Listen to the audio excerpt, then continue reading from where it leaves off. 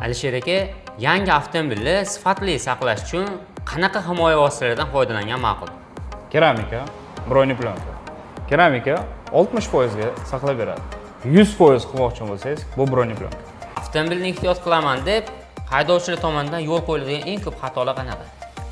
Tajribasi yo'q ustalarga topshirish o'zini mashinasini va sifati yo'q arzon material ishlatish.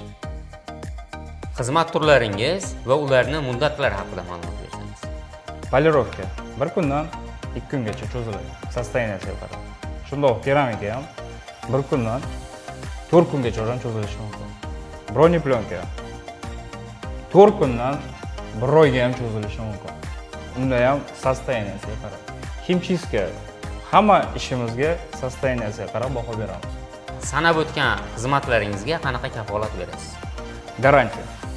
Keramikaga bor, broneplyonkaga bor. Keramikaga 1 yil beraman, broneplyonkaga 2 yil.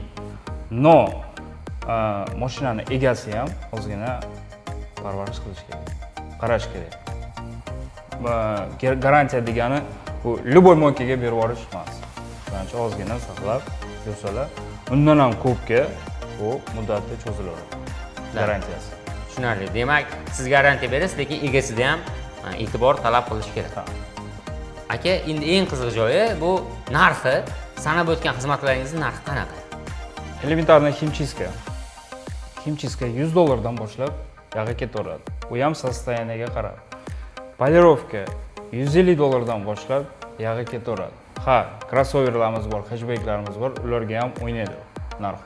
Keramika $300 dan boshlab u ham o'ynaydi. Mashinaga qarab, sostoyaniyasiga qarab. Broneplyonka ham shu mashinalarda sostoyaniyasiga qarab, o'ziga qarab, gabaritiga qarab hisoblab beriladi. Broneplyonka 1600 dan boshlanadi. Alisher akadan ham yaxshi tavsiyalarni oldik. Alisher aka, biz tomonimizdan keladigan mijozlarga qanaqa imtiyozlar qilib berasiz? Podpiska, shu videoga like, kommentariy, post qilganga 10% skidka и podarkalar bilan. Akalar, kimga shunaqa sifatli xizmatlar kerak bo'ladigan bo'lsa, bizga murojaat qiling, biz eng yaxshisini tavsiya qilamiz.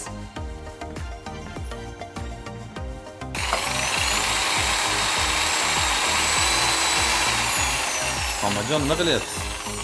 Aka, ish yoqib qoldi. Men olaman shekilli.